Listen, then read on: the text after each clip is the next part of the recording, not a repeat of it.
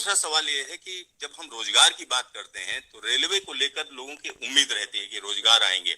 और जब पिछला जनरल इलेक्शन था उससे पहले एक तरीके से अभी 1,54,000 लोगों का रोजगार कंप्लीट हुआ है। 1,54,000 लोगों का 1.5 लाख लोगों का रोजगार अभी कंप्लीट हुआ है। एम्प्लॉयमेंट ऑर्डर्स मिल गए, लोगों का रजिस्ट्रेशन हो गया, आगे जॉब में अब उनके ट्रेनिंग के लिए लोग जाने लगे। जैसे ही प्रोसेस कंप्लीट हुआ, नेक्स्ट प्रोसेस चालू हुआ। बहुत लंबे समय से सबकी डिमांड थी कि इसको एनुअल बनाया जाए। एनुअल इसलिए बनाया जाए, अगर 4-4, 5-5 साल के गैप में आता है तो कई लोगों की एज निकल जाती है उसमें से, राइट। इसीलिए अब एनुअल सिस्टम की तरफ मूव कर रहे हैं। जनवरी में, अप्रैल में, जून में और अक्टूबर में, इन ये चार बड़े चंक है, एएलपी, टेक्निकल, नॉन टेक्निकल और ग्रुप लेवल 1, ये जो 4 बड़ी कैटेगरीज है, इन 4 बड़ी कैटेगरीज का साल में 4 हिस्से किए गए हैं कि जनवरी में स्टार्ट करें एक जो एएलपी का, दूसरा टेक्निकल स्टार्ट करें अप्रैल में, नॉन टेक्निकल स्टार्ट करें जून में और अक्टूबर में स्टार्ट करें लेवल 1, और ये साइकिल चलती रहे। इस प्रोसेस पे सारे के सारे कैंडिडेट्स की डिमांड लंबे टाइम से रही है कि 4-4 साल का जो फेज होता है, 5 साल का फेज होता है, कई लोग एज बार हो जाते हैं उसमें।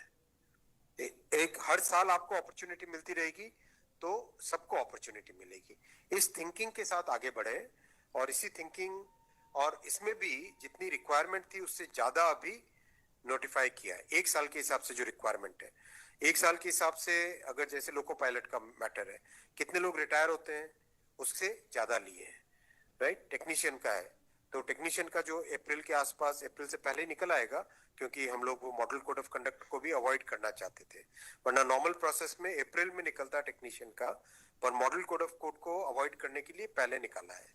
तो जनवरी, अप्रैल, जून, अक्टूबर, फिर अगले साल वापस जनवरी, अप्रैल, जून, अक्टूबर, फिर अगले साल वापस, इस हिसाब से ये प्रोसेस कर रहे हैं। सर 1 साल में कितने जॉब्स निकलेंगे इसमें? डिपेंड करेगा जिसकी जितनी रिक्वायरमेंट है। हर एक जोन की अपनी अपनी रिक्वायरमेंट आती है, हर डिवीजन की रिक्वायरमेंट आती है, कोई एस्टिमेट नहीं, हर वर्कशॉप से आती है। एस्टिमेट बनता है, बन के ही तो निकलता है, फिर एस्टिमेट बन के निकलता है ना, फिर हर एक कैटेगरी के लिए अलग अलग बनता है। अभी 1.5 लाख लोगों को जॉब दिया।